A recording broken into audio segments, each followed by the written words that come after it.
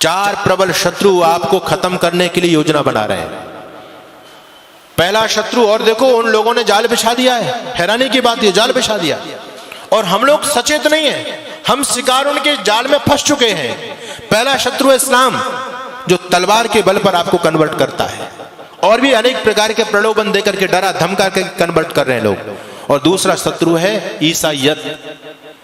आपको जानकारी होनी चाहिए, इस देश में एशिया का सबसे बड़ा मदरसा है, इस देश में एशिया का सबसे बड़ा चर्च भी बन रहा है। अरे हैरानी की बात है, एशिया का सबसे बड़ा मदरसा पाकिस्तान ईरान में होता तो कुछ बात समझ में आती, लेकिन हिंदुस्तान में हमारी छाती पर है, और वहां से हजारों प्रचारक हर साल तैयार किए जाते हैं इस्लाम को बढ़ाने के लिए। एशिया का सबसे बड़ा चर्च भी आपके पंजाब के अंदर जालंधर जिले के अंदर बन रहा है।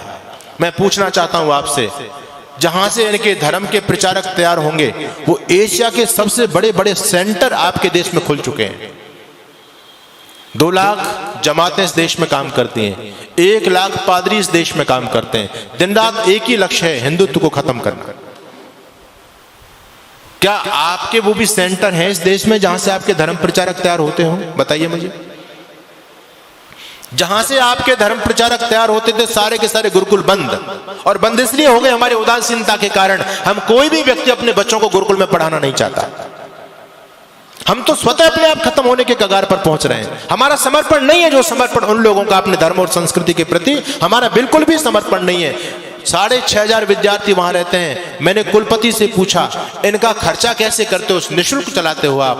कहते हैं स्वामी जी, हमारे यहाँ एक रिवाज है, हमारे यहाँ रिवाज है कि गरीब से गरीब मुसलमान यदि 200 रुपए कमाता है तो शाम को 20 रुपए पहले हमारे दीन के लिए निकालेगा, उसके बाद फिर 180 रुपए का प्रयोग करेगा, उसके बाद पैसा प्रयोग करेगा, वो पहले नहीं कर सकता। और हम कहीं दान मांगने के लिए नहीं जाते, परिवार के हिसाब से, परिवार में जितने मेंबर हैं महीने के हिसाब से सबका दशांश ऑटोमेटिक हमारे पास में आता है।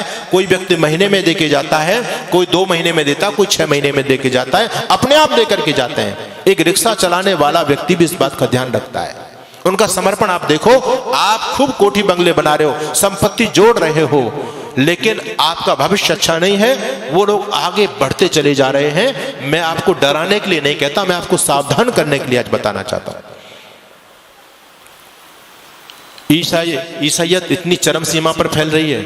पहले आदिवासी क्षेत्रों में थे ये लोग, अब विकसित राज्यों की तरफ, पंजाब हरियाणा जो सबसे विकसित राज्य हैं, उनमें लोगों ने डेरा जमा दिया है, पूरी तरह से डेरा जमा दिया। गांव की गांव हरियाणा के अंदर कैथल जिले के अंदर एक गांव ऐसा है जो पहला गांव बन चुका है, और उस गांव के अंदर एक भी हिंदू नहीं बचा, सारे के सारे ईसाई हो गए, सारे के सारे ईसाई हो गए। 2 शत्रु प्रबल हैं जिन्होंने पूरी तरह से खत्म करने की योजना बना दी। यूरोप से आपको खत्म कर दिया, एशिया से आपको खत्म कर दिया। अब दोनों जो प्रबल शत्रु हैं आपके दुश्मन, ईसाईयत और क्रिश्चियनिटी, इन लोगों का ध्यान केवल भारत देश की तरफ है, और उन लोगों का ध्यान केवल आप हिंदू लोगों की तरफ है। दोनों में प्रतिस्पर्धा हो रही है कि कौन ज्यादा से ज्यादा हिंदुओं का सफाया करेगा, कौन इनको ज्यादा से ज्यादा ईसाई बना पाता है, या हम इनको मुसलमान बना पाते हैं। दोनों वर्ग बहुत बड़े टारगेट लेकर के आपके बीच में काम कर रहे हैं। तीसरा शत्रु है कम्युनिस्ट विचारधारा। ये इनसे भी ज्यादा घातक है, इनसे भी ज्यादा घातक इसलिए है कि हम इनको शत्रु समझते ही नहीं। क्रिश्चियनिटी और ईसाईयत को और इस्लाम को हम शत्रु मानते हैं, लेकिन ये जो कम्युनिस्ट विचारधारा है ये अंदर अंदर देश की जड़ों को खोखला कर रही है। उनसे भी ज्यादा खतरनाक है। इनका नाम शमशेर खां और ये नहीं मिलेगा, इनके नाम आपके ही नाम मिलेंगे, मारकंडे काटजू। नाम सुनकर के आपको लगेगा कि ये तो कोई ब्राह्मण है, अपना ही भाई है। नाम आपके हैं उनके, और काम सारे के सारे हिंदुत्व को खत्म करने के। और ये तो एजेंडा सबने अपना लिया है। पहले ईसाई मिशनरी जब इस देश में काम करती थी तो पहले धर्म परिवर्तन करते थे, नाम बदला करते थे। अब वो लोग भी सतर्क और सावधान हो गए। वो लोग अब नाम नहीं बदलते, क्योंकि नाम बदलेंगे तो लोगों की आंख खुल जाएंगी, अरे हमारे इतने भाई कन्वर्ट हो गए, ईसाई बन गए। तो नाम वही रखते हैं, लेकिन अंदर से धर्म परिवर्तन करा देते हैं, जिससे हम लोग गफलत में सोते रहे। आप लोगों ने छत्तीसगढ़ के मुख्यमंत्री होते थे, नाम था अजीत जोगी। नाम सुनकर के आपको क्या लगता है जी, कौन होगा? अजीत जोगी। आपको लगेगा कि हमारे आदित्यनाथ योगी का ही भाई होगा अजीत जोगी। को नाम हिंदुओं जैसा उस व्यक्ति का, लेकिन व्यक्ति कौन था? ईसाई, पक्का ईसाई। उस व्यक्ति ने सत्ता में रहते रहते लाखों लोगों को कन्वर्ट किया, और जब वो व्यक्ति मर गया तो ईसाई रीति रिवाज के द्वारा उसको दफनाया गया, उसका अंतिम क्रियाकलाप किया गया। मैं आपको बताना चाहता हूं, पंजाब के मुख्यमंत्री होते थे चरणजीत सिंह चन्नी, स्वाफा भी बांधते थे, साफा लगते थे, सरदार जी हैं, लेकिन कौन थे? क्रिश्चियन। यानी हम लोगों को गफलत में रखने के लिए, और मैं कहना चाहता हूं आपसे, एक व्यक्ति है इस देश में जिसको हमारे बहुत सारे भाई बंधु देश का प्रधानमंत्री बनाना चाहते हैं। नाम क्या है जी? राहुल गांधी। ठीक है, हो सकता मेरी बात से लोगों को कुछ मिर्च भी लगे। नाम है राहुल गांधी, लेकिन कौन है? धर्म से बताओ मुझे, क्या धर्म है उस व्यक्ति का? है वो ना मुसलमान ना ईसाई, वो तो वर्ण संकर खिचड़ी है। उसके दादा परदादा कभी मुसलमान थे, फिर उसकी मां ईसाई थी, वो हिंदू तो है ही नहीं। लेकिन हैरानी की बात यह कि हिंदू उसको प्रधानमंत्री बनाना चाहते हैं।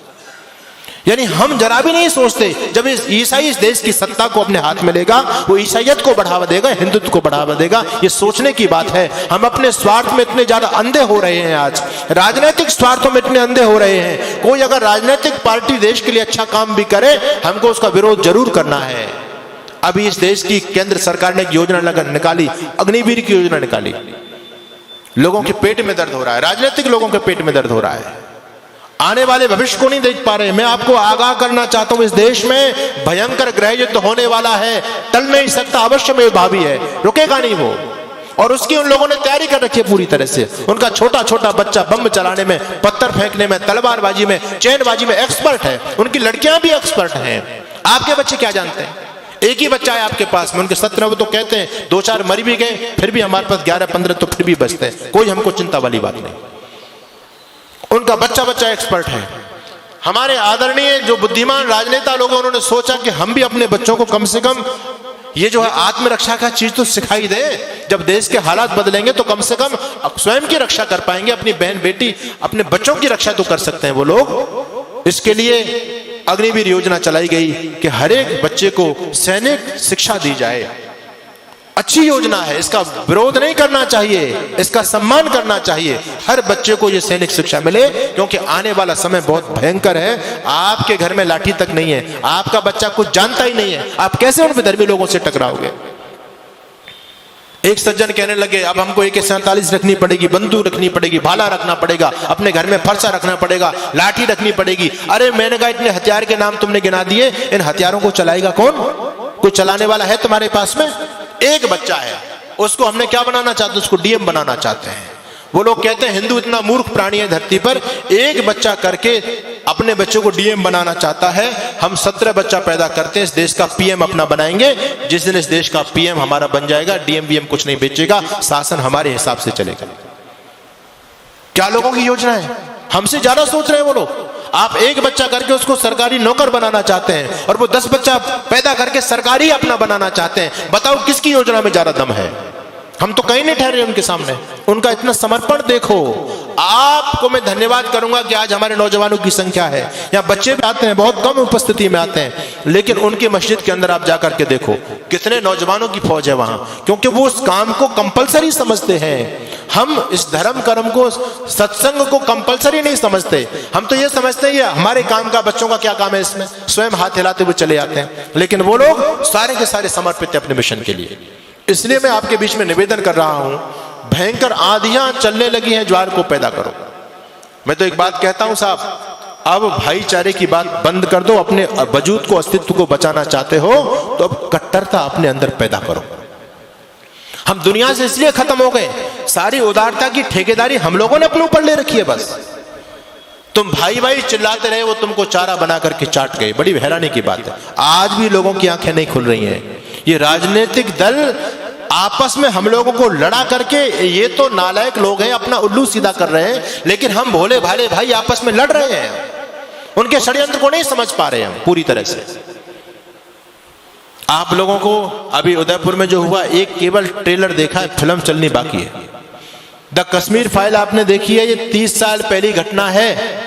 अगर इसी प्रकार से सोते रहे तो 30 साल बाद देखना गली गली में कश्मीर फाइल चलेगी।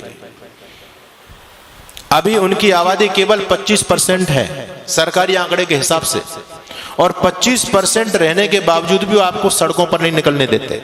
रामनवमी का जुलूस नहीं निकाल सकते आप, हनुमान जयंती का जुलूस नहीं निकाल सकते आप। निकालने का प्रयास किया, क्या स्थिति हुई? आपके राजस्थान में बहुत सारे जिले हैं, आप वहां जाकर के देख लीजिए। हम 26 जनवरी 15 अगस्त पर तिरंगा यात्रा नहीं निकाल सकते। अभी वो केवल 25% है, तब आपको सड़क पर नहीं निकलने दे रहे हैं। जिस दिन 40 और 50% हो जाएंगे, आप लोग क्या सोचते हैं कि आपको अपने घर में रहने देंगे? वो संभव ही नहीं है। अपने